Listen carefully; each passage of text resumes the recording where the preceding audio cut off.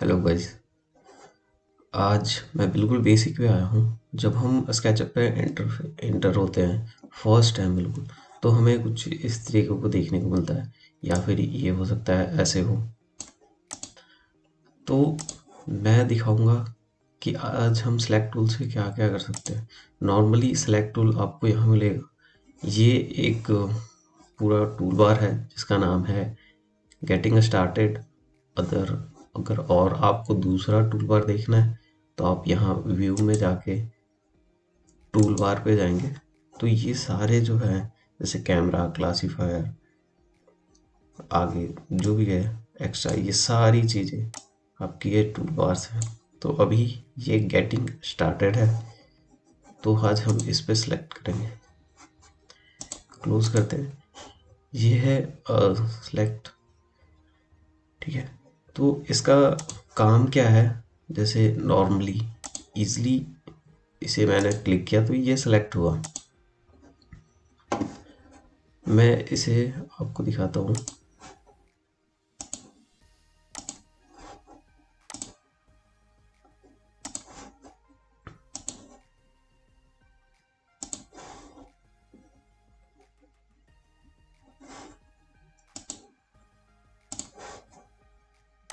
ये टूल्स जो मैं यूज़ कर रहा हूँ मैं वो आपको बाद में बताऊँगा। ये एक सिंगल क्लिक पे सिलेक्ट हुआ, एक लाइन ओनली। यहाँ पर भी अगर हम ओनली लाइन पे जाएंगे तो एक लाइन सिलेक्ट होगी, और यहाँ अगर हम बीच में भी एक सिंगल क्लिक करें तो एक सरफेस पूरा सिलेक्ट होगा, लेकिन एजेस अभी भी खाली हैं। नॉर्मली ये भी एक सिंगल क्लिक है, और इसी ने जहाँ दूसरे की तरह हमारे सिंगल क्लिक पे सरफेस को सिलेक्ट किया है। लेकिन अगर मैं इसी में इसके ऊपर डबल क्लिक करूँ तो एक बार ही सिलेक्ट होगा। अगर मैं इस पे डबल क्लिक करता हूँ, कंटिन्यू, क्लिक क्लिक, तो ये पूरा एजेस के साथ भी सिलेक्ट होता है। इसी तरह इसमें अगर मैं डबल क्लिक करता हूँ तो ये भी बिल्कुल सिर्फ एजेस ही सिलेक्ट करता है और एक सरफेस ओनली। अगर मैं इस पे अब 3 क्लिक करता हूँ, क्लिक क्लिक क्लिक, ओनली एक ही चीज़ है तो एक ही सिलेक्ट हुआ।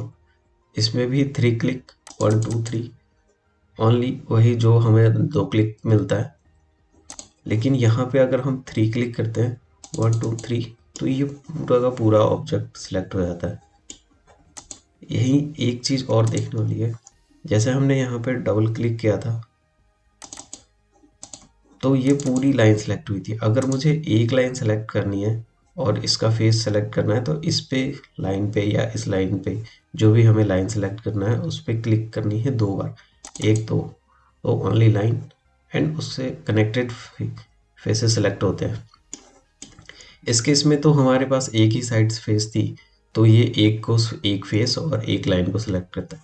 लेकिन ऐसे केस में यहाँ पे हमारे पास एक लाइन है और ये 2 सरफेस है, तो यहाँ पे ये क्या रिस्पॉन्स देता है? तो इस केस में ये क्या होता है कि एक लाइन तो सिलेक्ट करता ही है, उसके साथ से जो डायरेक्ट 2 फेसेस हैं उसे कनेक्ट करता है। अगर मैं इस पे करूँ तो ये दोनों सेलेक्ट हुए, यहाँ वाला अनसेलेक्ट हो गया और एक लाइन सेलेक्ट हुई है। डायरेक्टली यहाँ पे सिलेक्ट करने के और तरीके हैं, जैसे कि या तो राइट क्लिक, राइट से ड्रैग करेंगे तो ये इजीली सिलेक्ट हो जाता है। अगर ये कहीं से भी सिलेक्ट हुआ, कोई एक पॉइंट भी, जैसे ही इसमें मैं बस इतना सा सिलेक्ट करूँ, लेकिन यहाँ पे बस 2 लाइनें ही सिलेक्ट हुई हैं और फेस सिलेक्ट हुआ है। इसी केस में अगर मैं ये सिर्फ यहाँ करूँ तो इसमें सामने के तो दिख रहे हैं कि 2 लाइनें सिलेक्ट हुई है, लेकिन इसके नीचे और पीछे जो लाइन है वो भी सिलेक्ट होगी, और उससे कनेक्टेड जितने भी सरफेस होंगे वो सारे आएंगे। इसी केस में अगर मैं इसे उल्टा सेलेक्ट करता हूँ, मैं इसे थोड़ा इधर कर लेता हूँ, एक्सिस चेंज से। अगर मैं इसे इस तरीके से सेलेक्ट करता हूँ, आप देख रहे हैं कि पूरी लाइन सेलेक्ट हो गई है, तो ये सेलेक्ट होगा। दूसरी केस में अगर मैं बस इसे सेलेक्ट करता हूँ इतना ही, तो ये बस सिर्फ एक लाइन को ही सिलेक्ट करेगा। उल्टे दूसरी केस में अगर मैं इधर से आता हूँ राइट से, तो ये सिर्फ इसमें सिलेक्ट होने वाले ये ओनली 2 लाइनें सेलेक्ट हो रही है और सरफेस सेलेक्ट हो रहा है, तो ये इतने ही को ही सिलेक्ट करता है। अगर इसी केस में मैं इसे उल्टा पूरा सेलेक्ट करता हूँ, लेफ्ट से राइट आता हूँ, तो ये पूरी तरीके से इसे सेलेक्ट करेगा, एक फेस और चारों एजेस। इसी केस में ये भी है, मैंने इसे राइट से किया सिलेक्ट, तो ये इस तरीके से हुआ। इसके पीछे जो भी आए, इसके पीछे हो या कितनी भी दूर हो, बस इसके अंदर आना चाहिए तो वो सिलेक्ट हो जाएगा। इसी तरीके से अगर मैं ऊपर तक यहाँ ले जाता हूँ, तो इसमें ये 2-3 तो हो गए, 3 लाइनें आ गई हमारे पास, 4 लाइनें आ गई और 2 फेसेस हो गए। लेकिन इसके पीछे जो ये फेस और ये लाइन भी है, ये भी सिलेक्ट होती है और नीचे की भी। अब हमने एक क्लिक सीख लिया, डबल क्लिक सीख लिया, 3 क्लिक। अब कई बार होता है कि जैसे मैंने ये सिलेक्ट कर लिया गलती से, लेकिन अब मुझे बस एक लाइन को इसमें से अनसेलेक्ट करना है, तो हम ये नहीं कि पीछे जाएं और दोबारा से सेलेक्ट, वो भी कर सकते हैं, लेकिन कई केसेस में नहीं होता, तो हम यहाँ पे कंट्रोल प्रेस करेंगे एंड शिफ्ट प्रेस करेंगे। तो आप देख सकते हैं कि जैसे ही मैं अगर कंट्रोल प्रेस करता हूँ तो कर्सर के साथ प्लस का निशान आता है, एंड शिफ्ट प्रेस करता हूँ तो प्लस और माइनस दोनों आता है, और कंट्रोल और प्लस दोनों का निशान एक साथ सेलेक्ट करता हूँ तो माइनस का आता है। तो पहले मैं इसे माइनस करता हूँ एक, तो ये माइनस हो गया, ये छूट गया है। अगर मैं इसे क्लिक करता हूँ तो ये छूट जाएगा, एंड इसे क्लिक करता हूँ तो ये भी छूट जाएगा। लेकिन आपको उस कंडीशन में होल्ड करके रखना है।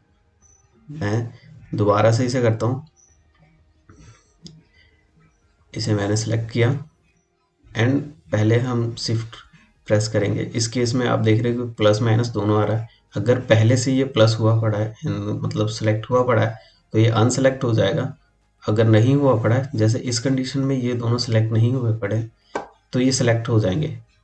ये इस पर क्लिक करते ये सिलेक्ट हो गया, और अगर ये पहले से सिलेक्ट था तो मैं इस पर क्लिक करूँ तो ये सिलेक्ट अनसेलेक्ट हो जाएगा। सिंपल सी चीज़ है। यहाँ पे भी ये अनसेलेक्ट हो गया।